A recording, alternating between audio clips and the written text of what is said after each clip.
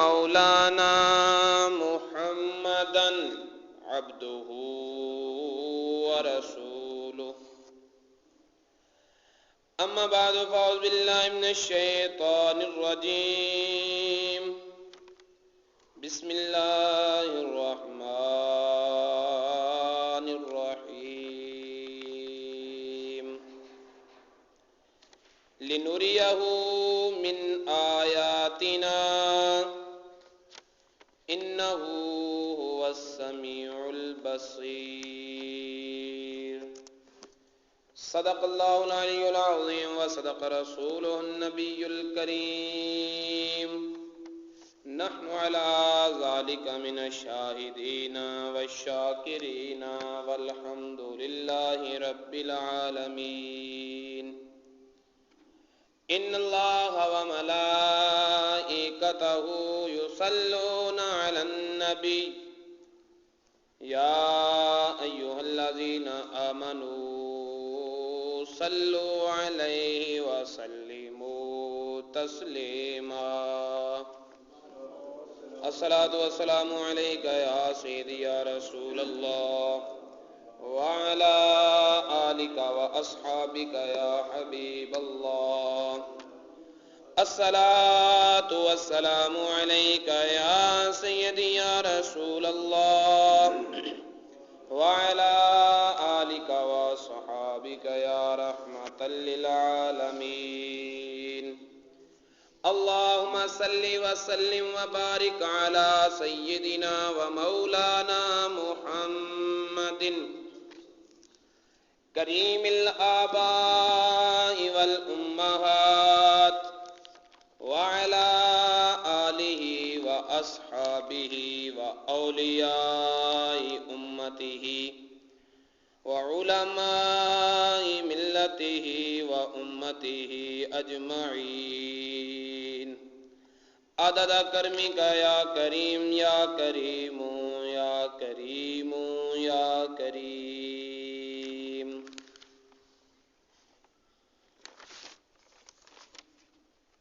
یہ نور ہے نیارا صلی علی محمد یہ نور ہے نیارا صلی علی محمد پڑھ کے ویخ یارا صلی علی محمد پڑھ کے ویخ یارا صلی علی محمد یہ نور ہے نیارا صلی علی محمد فرمایا خود الہی آ جلدی میرے ماہی فرمایا خود الہی آ جلدی میرے ماہی آوے عجب نظارہ صلی علی محمد یہ نور ہے نیارا صلی علی محمد اے رتبے مصطفیٰ دے اوپر عرش خدا دے اے رتبے مصطفیٰ دے اوپر عرش خدا دے پہنچا نبی سہارا صلی علی محمد یہ نور ہے نیارا صلی علی محمد سب تو نبی نرالا آقا مدینے والا سب تو نبی نرالا آقا مدینے والا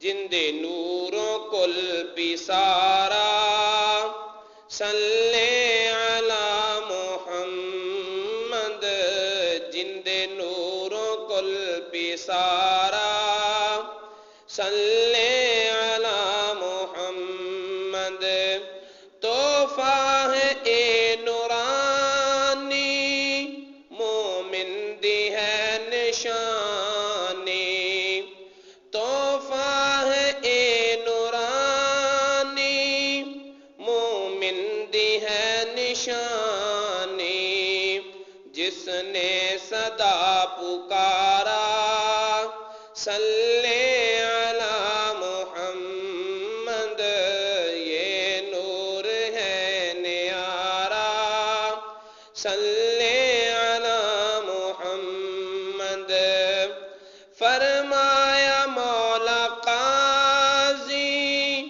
ہم ہوں گے اس پہ راضی فرمایا مولا قاضی ہم ہوں گے اس پہ راضی جس کو ہے ذکر پیارا صلی علی محمد یہ نور ہے نیارا صلی علی محمد رحمت ہے یہ خدائی دل کی کرے صفائی رحمت ہے یہ خدائی دل کی کرے صفائی کرتا ہے دور اندھارا صلی علی محمد پڑھ کے ویخ یارا صلی علی محمد کی صفت کر سناواں قربان اس تو جاواں کی صفت کر سناواں قربان اس تو جاواں میرے دل دا ہے سہارا صلی علی محمد میرے دل دا ہے سہارا صلی علی محمد پڑھ کے ویخ یارا صلی علی محمد تیرے در حنیف آیا سن لے دعا خدایا تیرے در حنیف آیا سن لے دعا خدایا پڑھتا رہے بیچارہ صلی علی محمد یہ نور ہے نیارا صلی علی محمد پڑھ کے ویخ یارا صلی علی محمد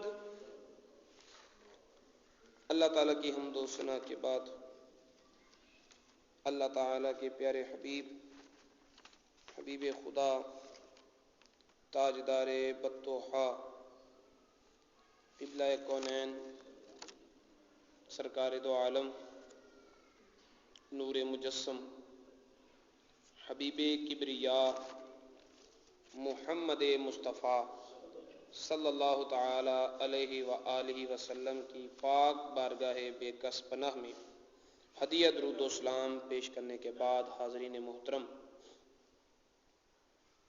نبی پاک صاحب الاولاق صلی اللہ تعالی علیہ وسلم کو اللہ تعالیٰ نے معجزہ معراج عطا فرمایا لِنُرِيَهُ مِنْ آیاتنا اور سفر معراج اس لیے کروایا تاکہ رب تعالیٰ فرماتا ہے کہ ہم اپنے اس بندہ خاص کو اپنی قدرت کی نشانیاں دکھائیں. انہو هو السمیع البصیر، کیونکہ ہمارے قدرت کے نشانیوں کو دیکھنے والا وہی ایک بندہ ہے، وہی دیکھنے کی طاقت رکھتا ہے، اور وہی مخلوق میں سے ہماری گفتگو راز کو سننے کی طاقت رکھتا ہے. تو نبی پاک صلی اللہ تعالی علیہ وآلہ وسلم نے سفر معراج میں جن نشانیوں کا مشاہدہ کیا نبی پاک صلی اللہ تعالی وسلم نے، ان میں سے کچھ کا بیان پچھلے جمعۃ المبارک میں ہم نے پڑھا، اور کچھ کا بیان آج کی نشست میں پڑھنے کی کوشش کریں گے. نبی پاک صلی اللہ تعالی علیہ وآلہ وسلم سفر معراج کے دوران ایک ایسے گروہ سے گزرے، ایسی قوم سے گزرے جن کے ہونٹ اونٹوں کی طرح تھے تو انسان، لیکن اونٹوں جیسے ہونٹ تھے، اور آگ کی چنگاریاں کھا رہے تھے. جس طرح بھوکا اونٹ جنگل میں چرتا ہے، اس طرح وہ اپنے بڑے بڑے ہونٹوں کے ساتھ آگ کی چنگاریاں کھا رہے تھے اور کھائے جا رہے تھے. وہ آگ کی چنگاریاں ان کے پیٹوں کو جلا کے رکھ دیتی اور پیٹوں کو جلا کر نیچے گر پڑتی، اور پھر یہ لوگ اسی طرح آگ کی چنگاریاں کھاتے، اور سلسلہ ان کا یوں ہی جاری رہا. نبی پاک صلی اللہ تعالی علیہ وآلہ وسلم نے پوچھا، جبریل یہ کون لوگ ہیں؟ تو عرض کرنے لگے کہ یا رسول اللہ صلی اللہ علیہ وسلم، یہ یتیموں کا مال کھانے والے لوگ ہیں. یہ وہ لوگ ہیں جو یتیموں کا مال کھاتے ہیں. وہ بظاہر تو مال کھا رہے ہیں، لیکن در حقیقت وہ آگ کی چنگاریاں کھا رہے ہیں. وہ آگ کی چنگاریاں جو ان کے باطن کو جلا کے رکھ دیتی ہیں، جو ان کی دل کی کیفیات روحانیوں کو جلا کے رکھ دیتی ہے، بھسم کر دیتی ہیں، جو ان کے باطنی استعداد کی قوتوں کو ختم کر کے رکھ دیتی ہیں، اور ان کی زندگی کا سکون جو اٹھا لیتی ہیں، جلا دیتی ہیں سکون کو. وہ پریشان رہتے ہیں، بے چین رہتے ہیں، لیکن پھر بھی انہیں ہوش نہیں آتی کہ ہماری بے چینیوں کی وجہ کیا ہے. وہ اسی طرح آگ کی چنگاریاں کھاتے رہتے ہیں، اور ان کے ہونٹ اونٹ کے ہونٹوں کی طرح ہیں، اس لیے کہ انسانی ہونٹوں میں لطافت ہے.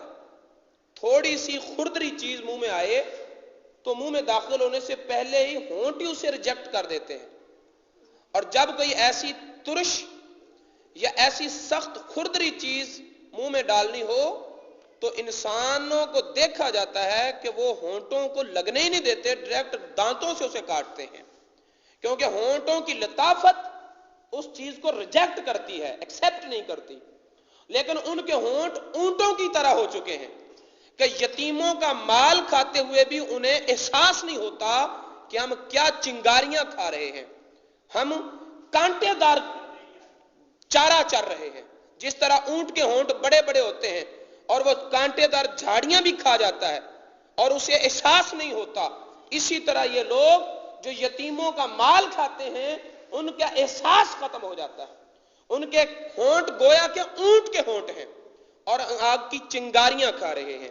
اللہ رب العزت قرآن پاک میں سورہ نساء کی 10 نمبر آیت میں ارشاد فرماتا ہے، ان الذین یاکلون اموال الیتامی ظلما، بے شک وہ لوگ جو یتیموں کا مال ناحق کھاتے ہیں، انما یاکلون فی بطونہم نارا، مت سمجھیں کہ وہ ہم مال کھا رہے ہیں، در حقیقت وہ جہنم کی آگ اپنے پیٹوں میں بھر رہے ہیں. در حقیقت وہ جہنم کی آگ ہے جو اپنے پیٹوں میں وہ بھرے جا رہے ہیں. وَسَيَصْلَوْنَ سَعِيرًا، اور ابھی تو یہ معاملہ مخفی ہے، جس کو اللہ تعالیٰ نے حجابات جس کے لیے اٹھا دیے، ایسی آنکھ جسے بخش دی جو مغیبات ربانیہ کو دیکھ لیتا ہے، جو حقائق عالم سے آشنائی کر لیتا ہے، وہ تو آج بھی دیکھتے ہیں کہ یتیموں کا مال کھانے والے مال نہیں کھا رہے، جہنم کی آگ کھا رہے ہیں۔ لیکن جن کے پاس وہ آنکھ نہیں، ان قریب وہ دیکھ لیں گے کہ وہ بھڑکتے دھڑکتے ہوئے جہنم کے گڑھوں میں چلے جائیں گے۔ یتیموں کا ناحق مال کھانے والے۔ اسی آیت کریمہ کی روشنی میں علماء فرماتے ہیں کہ جب مرنے والا مر جائے، کوئی مرنے والا مرے اور اس کے مال کے وارثوں میں پھر کچھ یتیم بھی ہوں، اس کے مال کے ورثاء میں جن لوگوں میں اس کی وراثت تقسیم ہونی ہے، ان لوگوں میں کچھ یتیم بھی ہیں اور کچھ ایسے لوگ بھی ہیں جو موقع پر حاضر نہیں، غائب ہیں، دور ہیں، وہ بھی اس مال کے حقدار بنتے ہیں۔ اور یہ مال ابھی مشترکہ ہے، ابھی اس مال کو تقسیم نہیں کیا گیا، وراثت کے اصولوں کے مطابق اس مال کو تقسیم نہیں کیا گیا، اور اسی مال سے اگر ختم دلایا جائے، خواہ وہ کل کا ہو، تیجے کا ہو، ساتے کا ہو، چالیے کا ہو، کوئی بھی مال صورت ہو، اگر مرنے والے کے مال سے دلائی جائے، اس کی وراثت کے اصولوں کے مطابق مال اور اس کا ترکہ تقسیم کرنے سے پہلے، تو پھر ایسا کھانا ایسے ہی ہے جیسے یتیموں کا مال کھایا جا رہا ہے۔ لہذا اس سے بھی بچنا چاہیے، بلکہ ہونا ہی یہ چاہیے کہ چونکہ ختم ایصال ثواب فرض واجب نہیں، مستحب ہے، لہذا مرنے والے کے ترکے سے نہ کیا جائے۔ اگر کیا جائے تو وراثت کے قانونوں کے مطابق تقسیم کرنے کے بعد جو اس کے ورثاء میں بالغ ہو وہ اپنے حصے سے اپنی مرضی سے کرے، پھر اس کو چھوٹا بڑا امیر غریب سب کھا سکتا ہے۔ لیکن اگر اس کے مرنے والے کے اپنے ترکے سے مال ختم دلایا جائے اور اس کے ورثاء میں یتیم بھی ہوں، تو پھر مت سمجھیے کہ اسے صرف اغنیاء نہیں کھا سکتے، اسے فقراء بھی نہیں کھا سکتے، اس لیے کہ یہ یتیم کا مال ہے، اس لیے کہ یہ یتیم کا حصہ ہے، اس میں یتیم کا حصہ شامل ہے۔ لہذا مرنے والے کے ترکے سے ختم نہیں دلانا چاہیے، اگر دلانا چاہیے تو وراثت کے اصولوں کے مطابق تقسیم کرنے کے بعد کوئی بالغ اپنے حصے سے، اب یہ نہ کہے کہ میں بڑا بھائی ہوں لہذا میں ختم دلاتا ہوں اور چھوٹے جو نابالغ بھائی ہیں ان کے مال سے بھی حصہ شامل کر لے، چونکہ وہ نابالغ ہیں، ان کا مال اس کے پاس امانت ہے، اسے وہ نہیں استعمال کر سکتے ان امور میں، اسے اس نابالغ کے مال کو ان امور میں استعمال نہیں کر سکتے، اسی کی ذات پر خرچ کر سکتے ہیں، یا امانتاً رکھیں، جب وہ بالغ ہوں تو ان کے سپرد کر دیے جائیں۔ اب بالغ ہونے کے بعد وہ اپنے مال کو کہاں صرف کرے یہ اس کی اپنی مرضی ہے۔ وہ لوگ جو یتیموں کا حق کھاتے ہیں، اب اس آیت اور اس مسئلے سے بعض لوگ یہ سمجھتے ہیں کہ ختم نہیں دلانا چاہیے، کل نہیں کرنا چاہیے، ساتہ نہیں کرنا چاہیے، دیکھو قرآن نے لکھا ہے، تفسیر میں ہے، حدیث کی شرح میں ہے، لیکن ان کو سمجھنا چاہیے کہ یہاں ایک مخصوص حیت کا مسئلہ بیان ہے، یہاں وراثت کے اصول اور ضابطوں میں بیان ہے، ختم کا بیان نہیں ہے، یہاں یتیم کے مال کا بیان ہے۔ وہ ختم جو یتیم کے مال سے دلایا جائے یہ اس مال کی بات ہو رہی ہے، اور اسے یہ نہیں ہے کہ صرف فقراء کھا سکتے ہیں، اغنیاء نہیں کھا سکتے، کیونکہ یہ یتیم کے مال سے ہے، اسے کوئی بھی نہیں کھا سکتا، اسے کوئی بھی نہیں کھا سکتا۔ تو سب سے ہیبت ناک مرحلہ ہے کہ وہ لوگ جو یتیم کا مال کھاتے ہیں وہ بظاہر مال کھاتے ہیں لیکن در حقیقت وہ جہنم کی آگ کی چنگاریاں کھاتے ہیں۔ پھر نبی پاک صلی اللہ تعالی علیہ وسلم کا گزر ایک ایسی قوم پر ہوا کہ سر عام جن کو سولیوں پر لٹکایا ہوا ہے، سر عام جنہیں سولیوں پر لٹکا دیا گیا ہے، اور وہ سولیاں ایسی ہیں کہ آنے جانے والے راہگیروں کو دبوچ لیتی ہیں، آنے جانے والے راہگیروں کو دبوچ لیتی ہیں۔ فرمایا جبریل یہ کون لوگ ہیں؟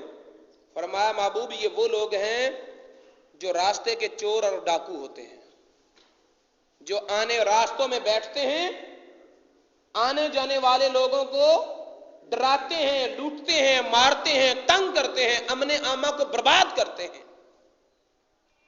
تو لوگوں کو تکلیف دینے سے پہلے وہ خود تکلیف میں پڑے ہوئے ہیں کہ سردی اور گرمی کی راتوں میں بیابانوں میں جہاں پر موذی جانور ہوتے ہیں، پہلے ان خطرات میں اپنی جان کو ڈالتے ہیں اور پھر اپنی جان کو خطرات میں ڈال کر دوسروں کے لیے خطرہ پیدا کرتے ہیں۔ یہ وہ لوگ ہیں۔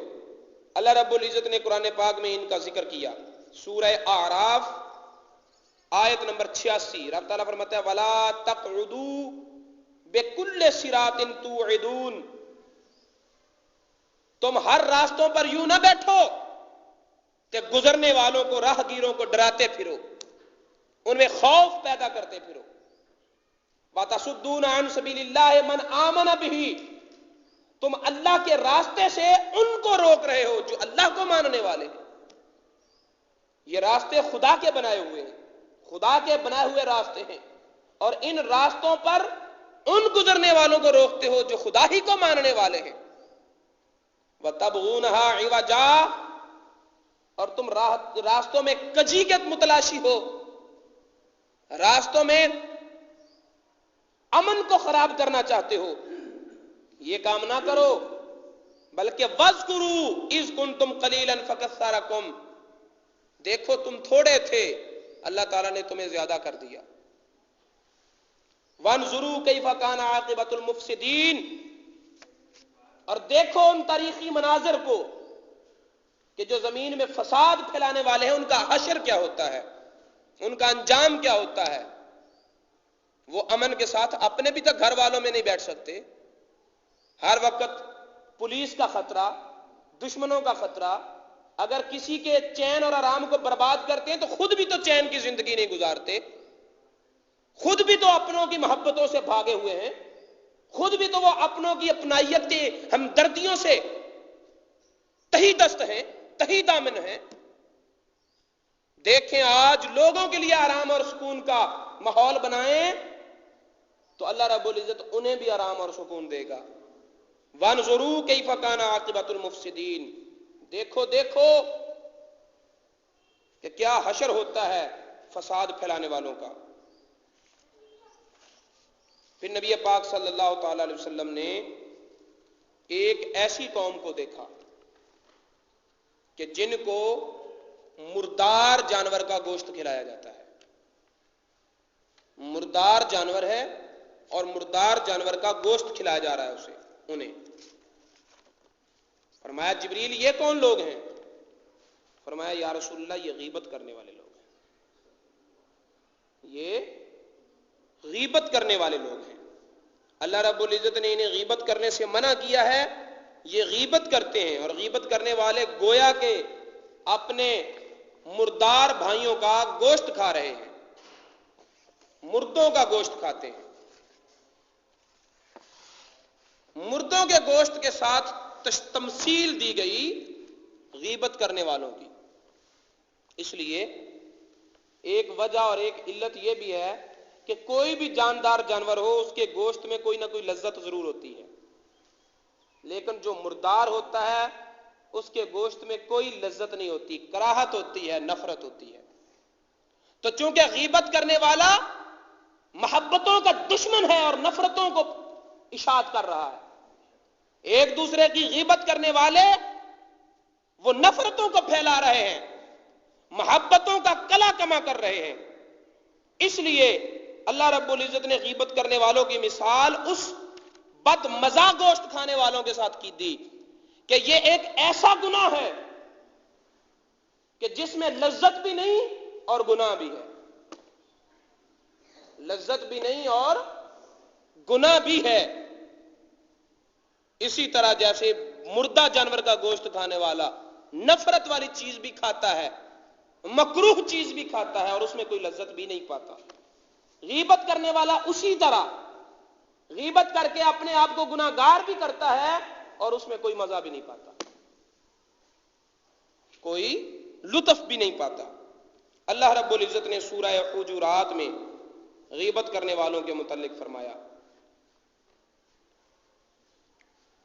لا یغتب بعضکم بعضا, ایک دوسرے کی غیبت نہ کرو, ایک دوسرے کی غیبت نہ کرو. ایحب احدکم ان یاکل لحم اخیہ میتا, کیا تم میں سے کوئی پسند کرے گا کہ اپنے مردار بھائی کا گوشت کھائے؟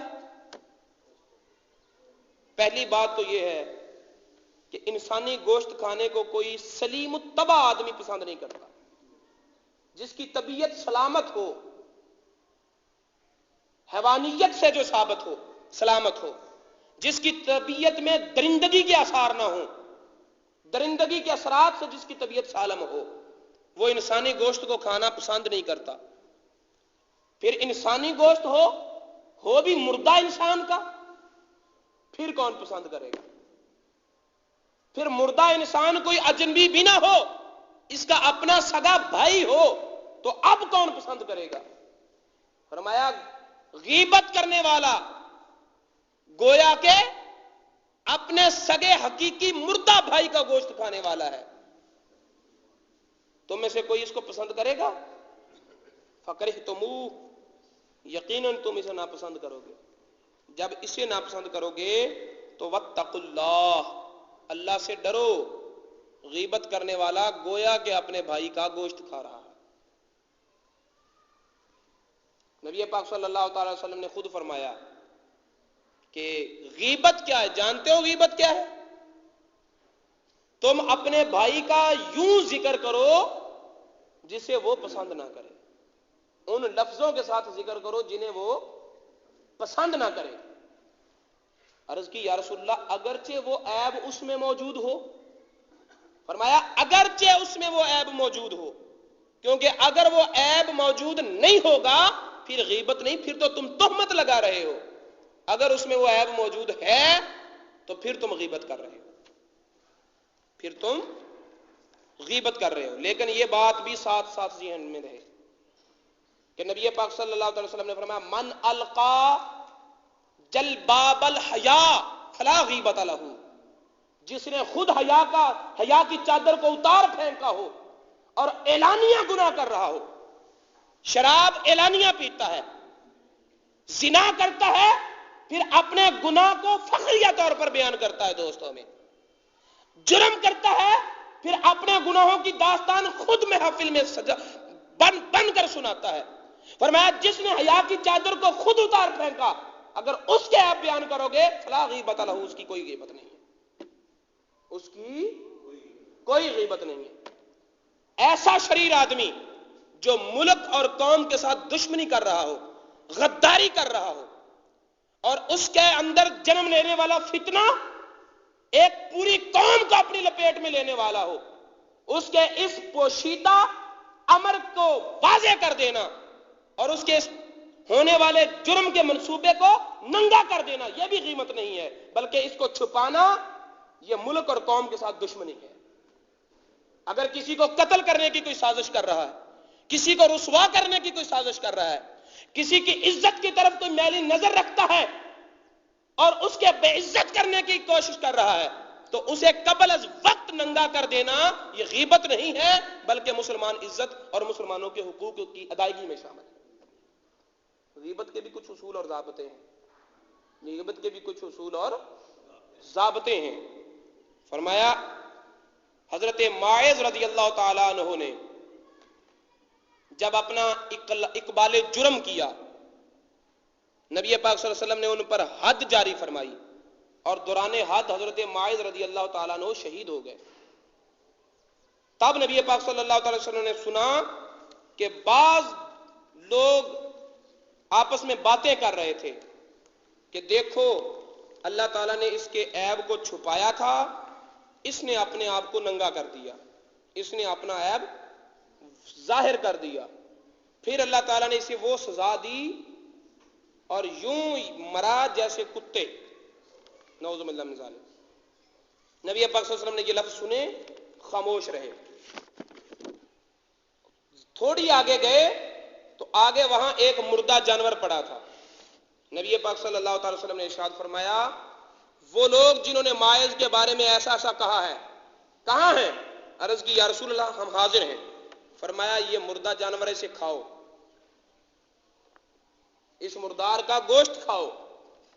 عرض کی یا رسول اللہ کون ہے جو اس کا گوشت کھائے گا؟ طبیعتیں گھن کرتی ہیں، نفرت کرتی ہیں۔ فرمایا اس کا گوشت کھانا پسند نہیں کرتے ہو جبکہ تم اس کا گوشت کھانے سے بڑھ کر ناپسندیدہ امر کا ارتکاب کر چکے ہو۔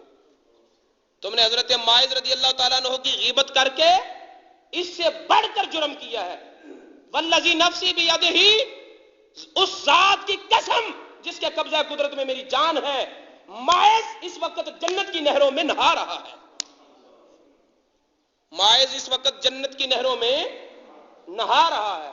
ینغازم فیہ، وہ تو جنت کی نہروں میں غوطے لگا رہا ہے۔ فرحت و سرور میں وہ جنت کی نور بھری نہروں میں غسل کے مزے لے رہا ہے۔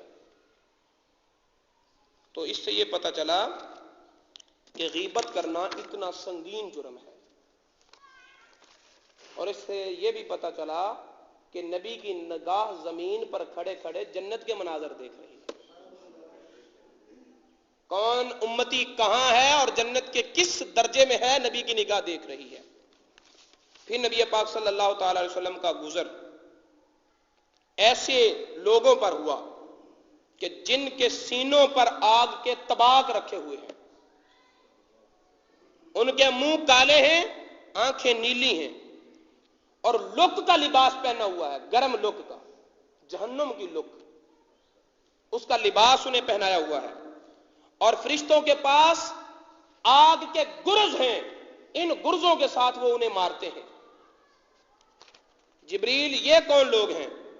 فرمایا محبوب یہ وہ لوگ ہیں جو فحش گانے گایا کرتے تھے، جو بے حیائی اور برائی کو پھیلایا کرتے تھے۔ انسانوں کے اندر جو مخفی نفسانی جذبات ہیں، یہ اپنے آلات حرب کے ساتھ، آلات طرب و غنا کے ساتھ ان نفسانی قوتوں کو ہوا دیا کرتے تھے۔ یہ نوجوانوں کے مزاج سے حیا کے پردے چاک کیا کرتے تھے۔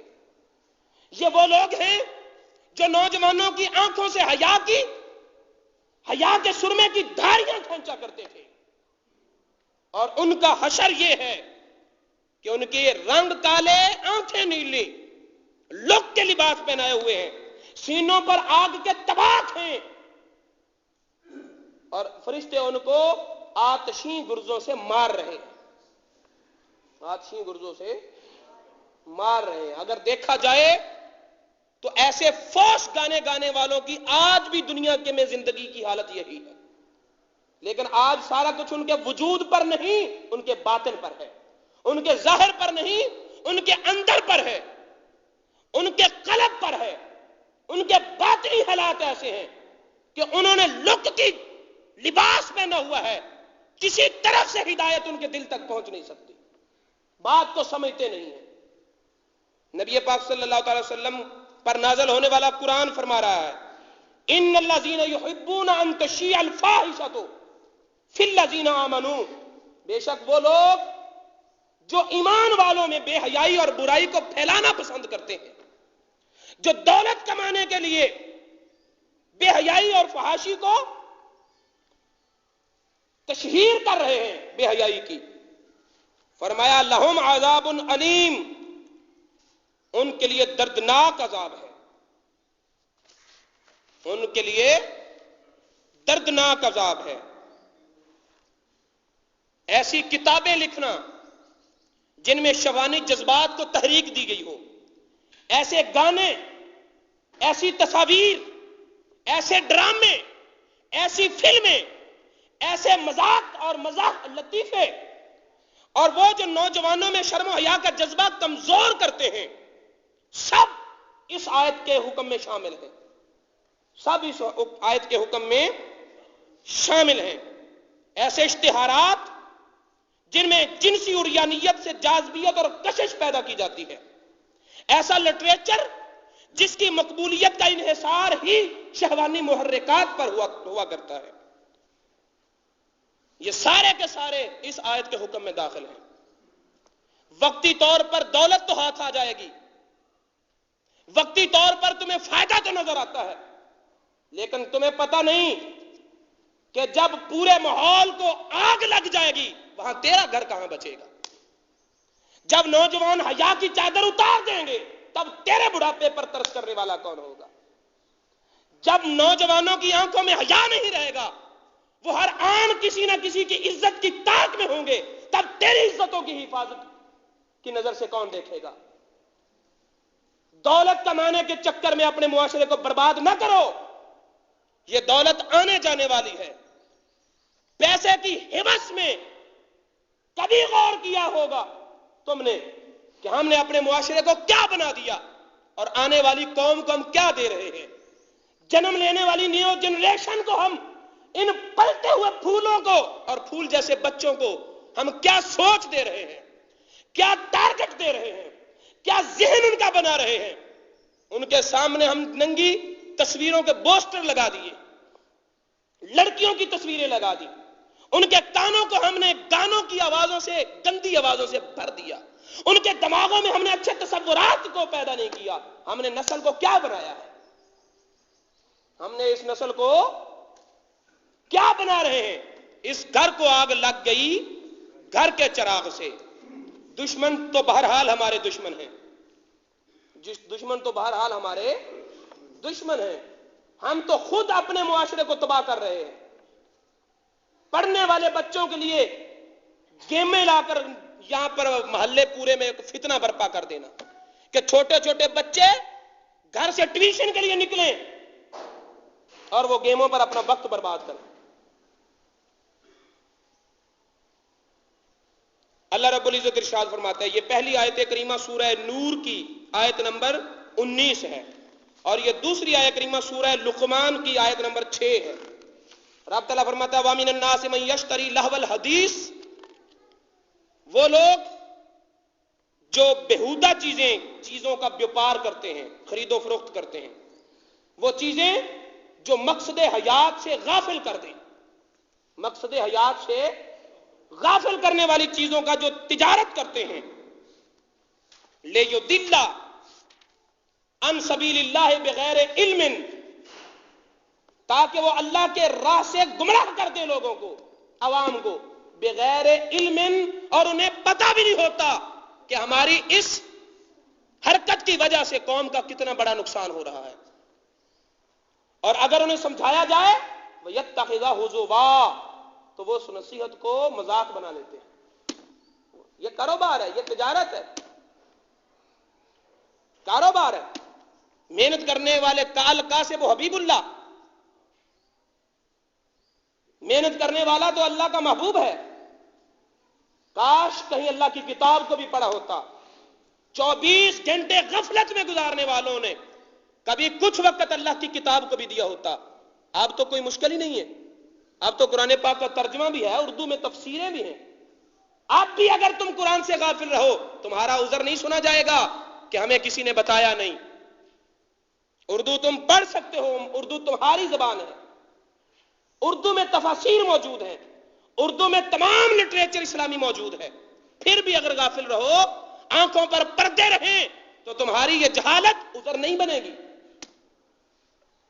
اولئک لہم عذاب مہین، فرمایا ایسا قوم کو بگاڑنے والوں کو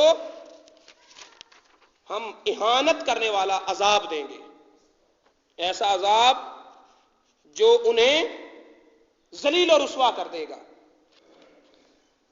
لہو الحدیث کی تفسیر کرتے ہوئے حضرت عبداللہ بن مسعود، حضرت عبداللہ بن عباس، حضرت حسن، حضرت اکرمہ، حضرت سعید بن جبیر رضی اللہ تعالیٰ عنہم، ان تمام اصحاب و تابعین نے لہو الحدیث کی تشریح میں یہی کہا کہ جو گانے گائے جاتے ہیں، ایسے گانے جو اللہ کی یاد سے غافل کرتے ہیں، ایسے گانے جن میں عورتوں کے حسن کا ذکر ہوتا ہے، بلکہ اس کی تو تشریح بھی کی علامہ قرطبی نے،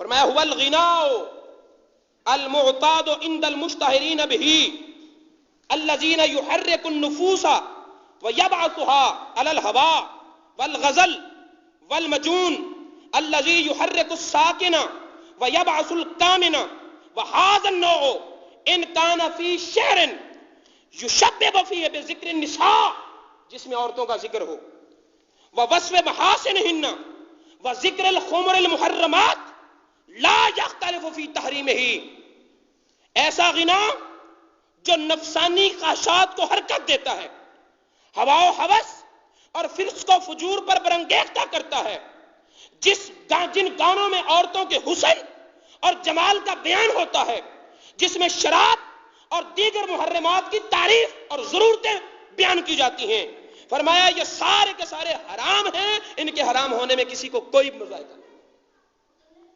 سب حرام ہیں، اور اس کی حرمت کے آج آپ کے علم میں نہیں آ رہی، آپ کو پہلے سے پتا ہے کہ یہ حرام ہے، پھر بھی آپ سنتے ہیں، پھر بھی بازاروں میں بلند آواز میں ایسے ہی گانے باجے بجائے جاتے ہیں۔ دوستو یہ اسلامی معاشرہ ہے، یاد رکھو قرآن نے جن جن احکامات و نواہی کا بیان کیا اور ان پر جو سزائیں سنائیں، معراج کی رات اللہ کے محبوب نے وہ اپنی آنکھوں سے دیکھی، فرمایا میں نے دیکھ لیا کہ گانے باجے بجانے والوں کا کیا حال ہوگا۔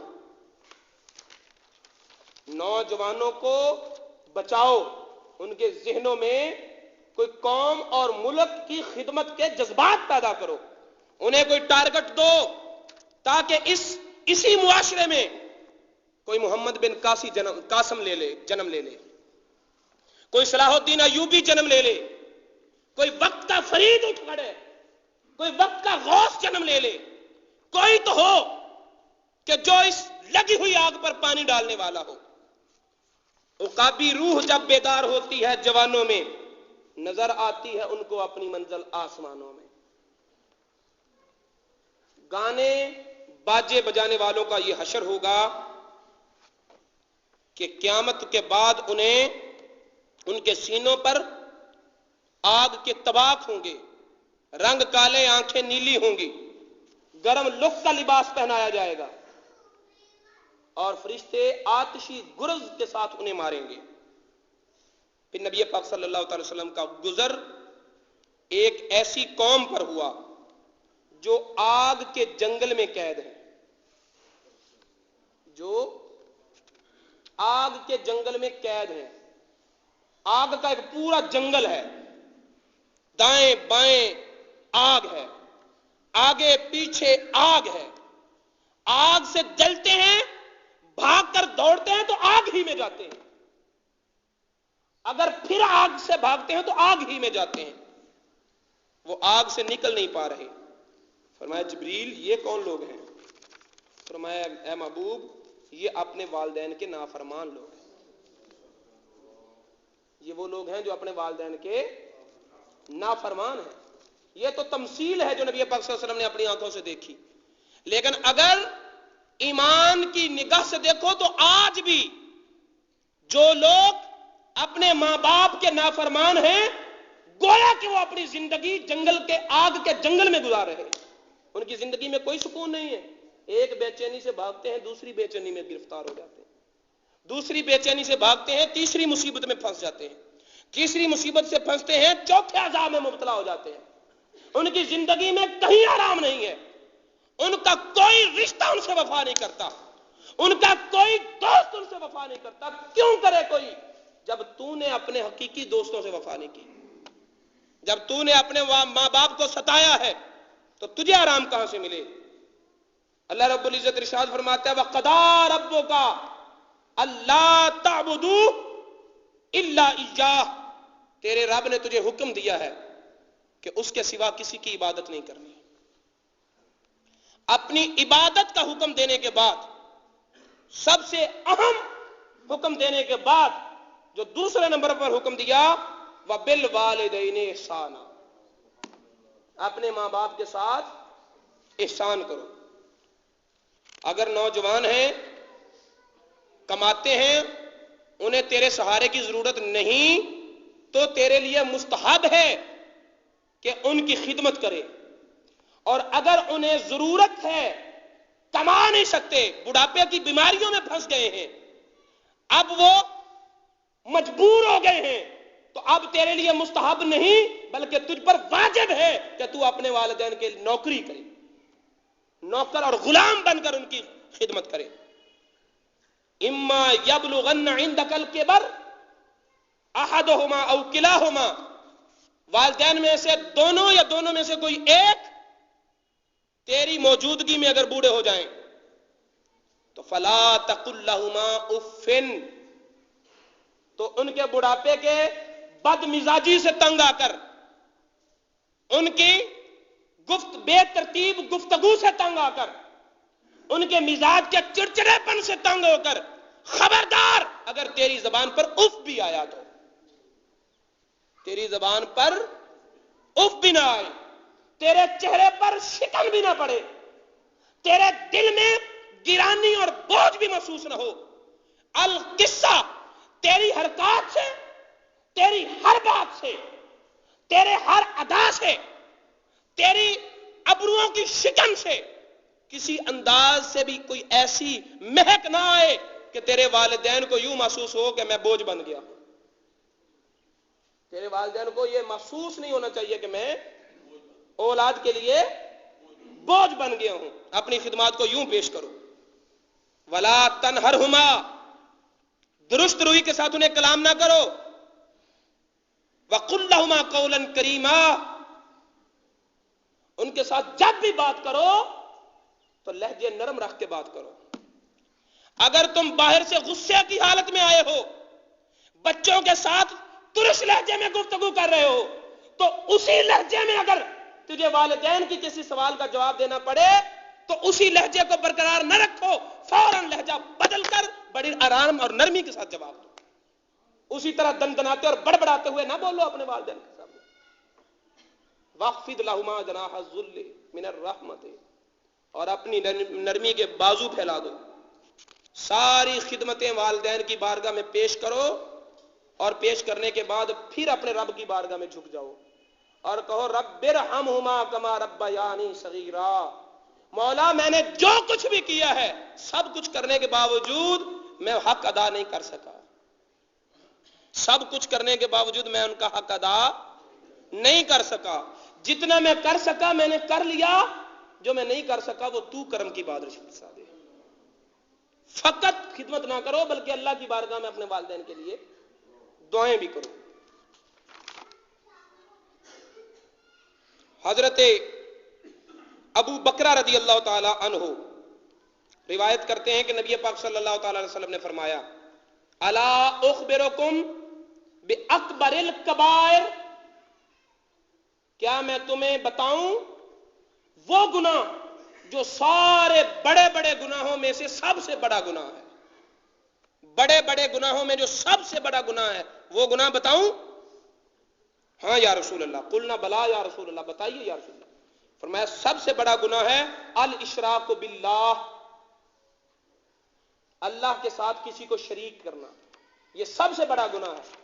اور اس کے بعد جو سب سے بڑا گناہ ہے وہ ہے العقوق بالوالدین، والدین کی نافرمانی۔ وہ کیا ہے؟ والدین کی نافرمانی۔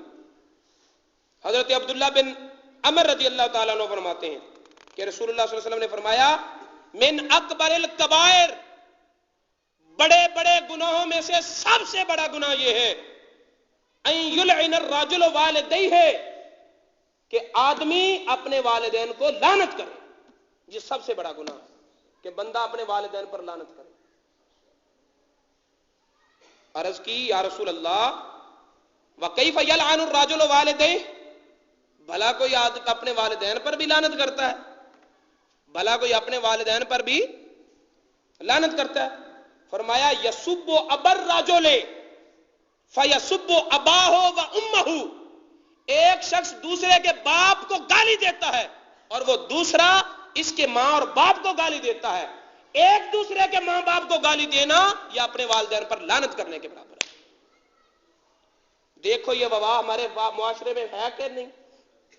اگر ہے تو اس سے روکو، جو سن تمہارے کانوں میں آواز پڑے تم اسے منع کرو، اور اگر تم منع نہیں کرو گے تو پھر اس پھیلتی ہوئی آگ کو پھیلانے میں تمہارا بھی ہاتھ ہوگا۔ کوئی اپنے ماں باپ کو لعنت نہیں کرتا، لیکن ایک دوسرے کے ماں باپ کو گالیاں دینا یہ تو رواج بن گیا، یہ تو رواج بن چکا ہے۔ اور محبوب کی نگاہ نبوت پر قربان جائیں کہ 1435 سال بعد سر اٹھانے والی برائی کو 1435 سال پہلے ہی دیکھ رہے ہیں۔ حضرت ابو ہریرہ سے روایت ہے، فرماتے ہیں ایک شخص نبی پاک صلی اللہ علیہ وسلم کی بارگاہ میں آیا، عرض کی من احق الناس بحسن صحابتی، یا رسول اللہ میرے حسن سلوک کا سب سے زیادہ حقدار کون ہے؟ فرمایا امک، تیری ماں۔ فرمایا ثم من، یا رسول اللہ اس کے بعد کون؟ فرمایا پھر بھی تیری ماں۔ عرض کی ثم من، یا رسول اللہ اس کے بعد کون؟ فرمایا پھر بھی تیری ماں۔ عرض کی ثم من، یا رسول اللہ پھر کون؟ چوتھی مرتبہ فرمایا ابو کا، اس کے بعد تیرا باپ، اس کے بعد تیرا باپ۔ سب سے زیادہ حقدار تیرے حسن سلوک کے تیرے اپنے ماں باپ ہیں۔ دوست کے ماں باپ آ جائیں تو اٹھ کر استقبال کرتے ہیں، اپنے ماں باپ آ جائیں تو بیٹھے بیٹھے جواب دیتے ہیں۔ اب اپنے ماں باپ آ جائیں تو بیٹھے بیٹھے جواب دیتے ہیں۔ یہ تیرا حسن سلوک جو تو دوست کے والدین کے ساتھ کر رہا ہے، سب سے پہلے اس کا مستحق تیرا اپنا باپ ہے، تیرا اپنی ماں ہے۔ حضرت ابو ربیعہ ساعدی رضی اللہ تعالیٰ عنہ فرماتے ہیں بینما انا جالس عند رسول اللہ صلی اللہ علیہ وسلم اذ جاءہ رجل من الانصار، اس دوران کہ میں رسول اللہ صلی اللہ علیہ وسلم کی بارگاہ میں بیٹھا ہوا تھا، ایک انصاری آدمی آیا، آ کر کہنے لگا حل بقی علی من بر ابوی شیء بعد موتہما ابرہما بہ، یا رسول اللہ والدین کے وصال فرما جانے کے بعد بھی کوئی حسن سلوک ہے جو میں ان کے ساتھ کر سکتا ہوں یا مکمل ہو گیا؟ فرمایا نعم ہے خصال اربع، 4 باتیں ہیں جو والدین کے بعد بھی تو نے ان کے لیے کرنی ہے۔ توجہ ہے؟ سب سے پہلی الصلاۃ علیہما، اگر والدین فوت ہو جائیں تو والدین کے ساتھ حسن سلوک کا پہلا درجہ یہ ہے کہ ان کے نماز جنازہ ادا کرو، ان کی والاستغفار لہما، اور دوسری یہ ہے کہ ان کے لیے مغفرت کی دعائیں کرتے رہو۔ کبھی کل شریف کے ختم کے بہانے لوگوں کو اکٹھا کر کے کرو دعا میرے والدین کی بخشش کے لیے، کبھی تیجے کے بہانے، کبھی ساتے کے بہانے، کبھی 40ویں کے بہانے، کبھی سالانہ ختم کے بہانے۔ الاستغفار لہما، اپنے والدین کے لیے مغفرت کی دعائیں کرو، یہ بھی والدین کا حق ہے جو تم نے ان کے بعد ادا کرنا۔ اور اگر کچھ نہیں کرتے ہو تو 5 وقتہ نماز تو پڑھو، کیونکہ ہر نمازی اس حق کو ادا کرتا ہے جب وہ ربنا اغفر لی ولوالدی وللمؤمنین یوم یقوم الحساب پڑھتا ہے۔ وانجاز عہدہما، اور تیسری بات یہ ہے کہ اگر تیرے والدین نے کسی سے وعدہ کیا ہے تو تو اس وعدے کو پورا کر، تو اس وعدے کو پورا کر۔ واکرام صدیقہما، اور جو تیرے والدین کے دوست ہیں ان دوستوں کو کا تو بھی احترام کر، ساری زندگی احترام کر، کیونکہ یہ تیرے والدین کے دوست ہیں، تیرے باپ کے دوست ہیں، ان دوستوں کا احترام کرو۔ ان کے دوستوں کا احترام کرنا یہ بھی ان کے حقوق میں شامل ہے۔ فرمایا وصلۃ الرحم التي لا رحم لك الا من قبلهما فهو الذي بقي عليك من برهما بعد موتهما، فرمایا تیرے وہ رشتے جو تیرے رشتہ دار یا ماں کی وجہ سے ہیں یا باپ کی وجہ سے ہیں، چچے جو ہیں یہ تیرے چچے باپ کی وجہ سے ہیں، پھوپھیاں جو ہیں یہ تیرے رشتہ دار باپ کی وجہ سے ہیں، خالائیں جو ہیں وہ تیرے رشتہ دار تیری ماں کی وجہ سے ہیں، جو ماموں ہیں وہ تیرے رشتہ دار تیری ماں کی وجہ سے ہیں۔ تو وہ رشتے जो तेरे रिश्ते तेरे माँ बाप की वजह से रिश्ते बने हैं, उन सारे रिश्तों से रिश्तेदारी को निभाना और उनके साथ सिला रहमी के हुकूक अदा करना, ये तेरे जिम्मे है और ये भी तेरे वालिदैन की खिदमत है तेरी तरफ से। ये 4 चीजें वालिदैन के चले जाने के बाद भी तुम्हारे जिम्मे हैं, जो तुमने अदा करनी है। और जो कोई वालिदैन के हक अदा नहीं करता, फिर वो ये भी याद रखे कि नबी पाक सल्लल्लाहु अलैहि वसल्लम ने उन लोगों को मेराज की रात आग के जंगल में कैद देखा।